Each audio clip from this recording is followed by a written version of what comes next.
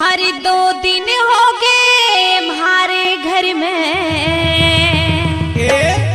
दिखे बिजली ना आई।